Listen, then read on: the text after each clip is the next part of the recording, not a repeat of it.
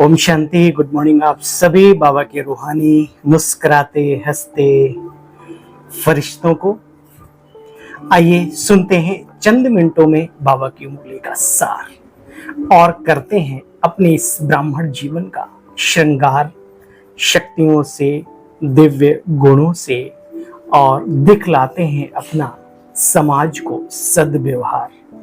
आज बाबा ने हेडलाइन में बहुत ही सुंदर बात कही और ये साकार मुरली है 28 जून 2024। मीठे बच्चे, अंतर्मुखी बनो अर्थात चुप रहो। ये बहुत बड़ी कला है जीवन में। अनेकों मोटिवेशनल स्पीकर्स इनके ऊपर कहानियां बना करके बैठे हैं और प्रैक्टिकल में जिन्होंने इसका रसास्वादन लिया है उन्होंने जिंदगी को जन्नत बनाया है। दोस्तों मीठे बच्चे, अंतर्मुखी बनो अर्थात चुप रहो, मुख से कुछ भी बोलो नहीं, हर कार्य शांति से करो, कभी भी अशांति नहीं फैलाओ। हालांकि जब अशांति की बात आती है तो ये बात भूल जाती है और सत्य ये है उसी समय पर हमें इसको याद करने की आवश्यकता रहती है। सत्य है ना। प्रश्न, तुम बच्चों को कंगाल बनाने वाला सबसे बड़ा तुम्हारा दुश्मन कौन? सबसे बड़ा दुश्मन बच्चे, ये क्रोध। कहा जाता है जहां क्रोध है वहां पानी के मटके भी सूख जाते हैं। भारत का मटका तो हीरे जवाहरातों से भरा हुआ था बच्चे। बहुत सूक्ष्म और गहरी मनन चिंतन करने योग्य बात है। 500 साल पहले के जो पुरातन भारतीय पुरातत्व के अंदर आप जाएंगे तो जो इमारतें बनी हुई हैं उनमें भी हीरे जवाहरात दीवारों में जड़ित थे। अब बाबा कह रहा है 5000 साल की बात, ये मैंने आपको सुनाई 500 साल की बात। बाबा कहते बच्चे, भारत का घड़ा हीरे जवाहरातों से भरा हुआ था। वह इस भूत के कारण खाली हो गया। इन भूतों ने तुमको कंगाल बनाया है बच्चे। क्रोधी मनुष्य खुद भी तपता है, दूसरों को भी तपाता है। इसलिए अब इस भूत को अंतर्मुखी बन करके, महसूस करके, रियलाइजेशन करके इसको अंदर से बाहर निकालो। अच्छा, ओम शांति। बाप बच्चों को समझाते हैं, मीठे मीठे बच्चे अंतर्मुखी बनो। पुनः बाबा ने उस बात को रिपीट किया। अंतर्मुखता अर्थात मुख से कुछ भी बोलो नहीं, अपने को आत्मा समझ बाबा को याद करो। बच्चे, भोजन खाकर अपने धंधे अथवा ऑफिस आदि में चले जाना, फिर वहां पर भी साइलेंस में रहना अच्छा है। सब कहते हैं हमें साइलेंस अच्छा लगता है। बाप डायरेक्शन देते, बच्चे मुझे याद करो। शांति का सागर एक बाप है, इसमें कुछ बोलना आदि नहीं होता। ये राजू का मेडिटेशन एक्चुअली मेंटल मेडिटेशन है, मेंटल एक्सरसाइज है। इसमें शारीरिक क्रिया प्रतिक्रिया की आवश्यकता नहीं। देखो बच्चे, बच्चों को याद की यात्रा बाप सिखलाते हैं, परंतु फिर भी बहुत बच्चे मूझते हैं। उन्हें समझ में नहीं आता कैसे भगवान को याद करें। समझते नहीं क्योंकि भक्ति बहुत की है ना। भक्ति है देह अभिमान। आधा कल्प देह अभिमान रहा है। बाहर मुक्ता होने के कारण अपने को आत्मा समझ नहीं सकते। बाप जोर बहुत लगाते हैं, अपने को आत्मा समझ, बाप को याद करो बच्चे। भगवान भी जोर लगाता है, ये सीख जाएं। मुख से भी कोई शिव शिव शिव का जाप रट्टा नहीं मारना।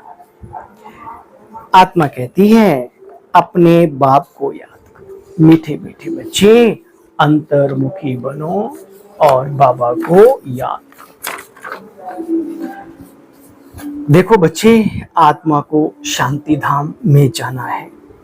जब तक आत्मा पवित्र नहीं बनी तब तक शांति धाम बच्चे जा न सके।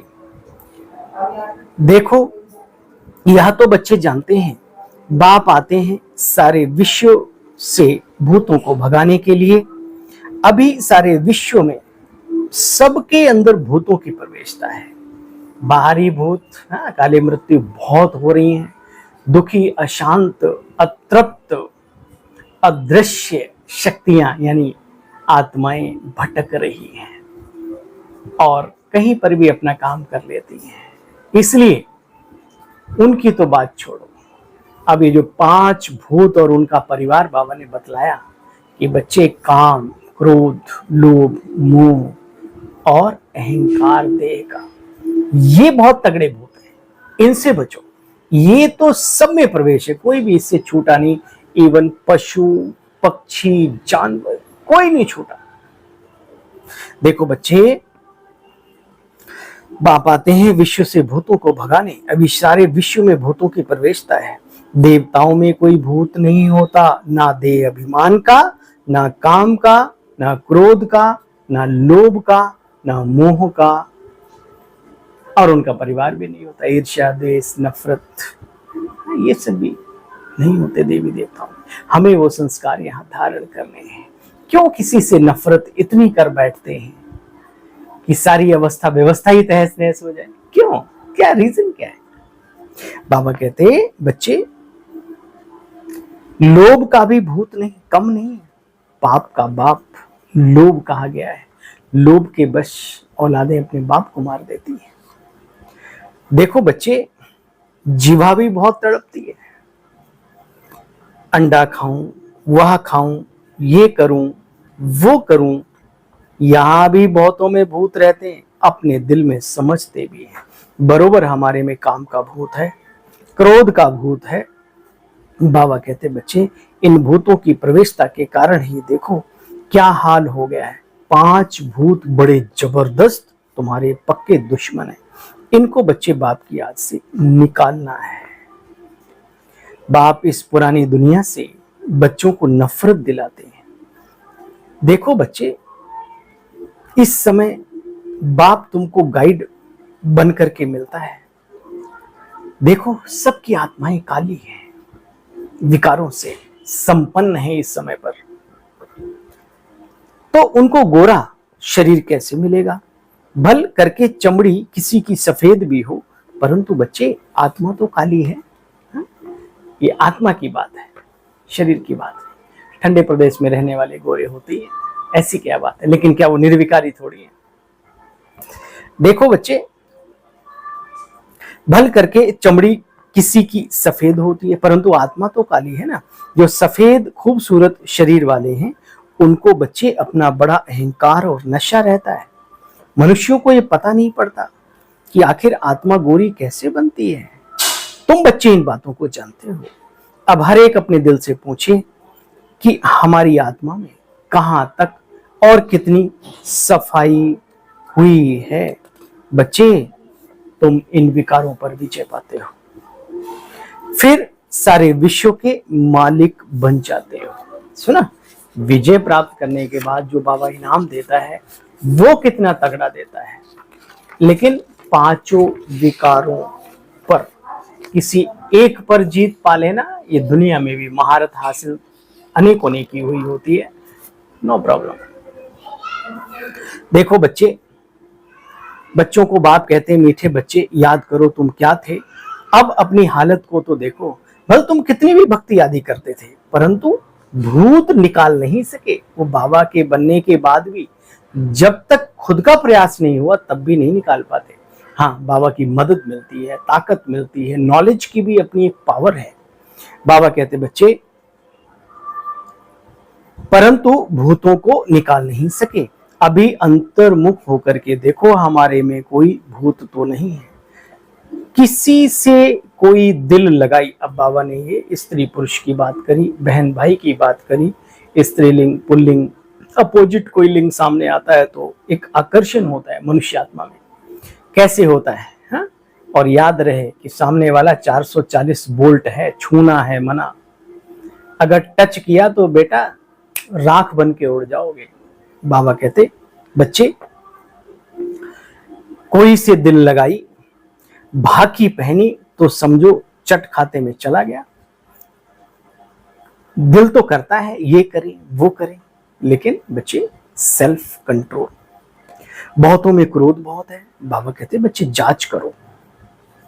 गाली देने भी रह नहीं सकते, फिर लड़ाई चल पड़ती है। क्रोध भी बहुत खराब है, बात मत पूछो। 33 करोड़ थे, उनमें फिर 8 रतन गाए जाते हैं।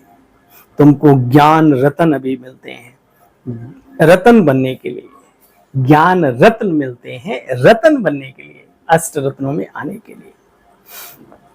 बच्चे, भूतों को भगाकर एकदम क्लियर बनना है। शरीर भी याद ना आवे, अपना भी, दूसरों की तो बात छोड़ो, तब ऊंच पद पा सकते हैं।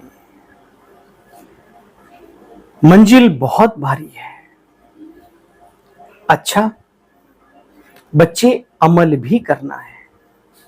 जिन बातों को सुनते हो उनको अमल में भी लाओ। एक से सुनकर के दूसरे से यूं ना बहाओ। मीठे मीठे स्किल दे बच्चों प्रति माता पिता बाप दादा का याद प्यार और गुड मॉर्निंग। रूहानी बाप की रूहानी बच्चों को नमस्ते। हम सब रूहानी बच्चों की रूहानी बाप दादा आपको भी नमस्ते नमस्ते नमन बंदन। इस धराधाम पर प्रभु आपका अभिनंदन। आइए चलते हैं, सार का भी सार सुनते हैं।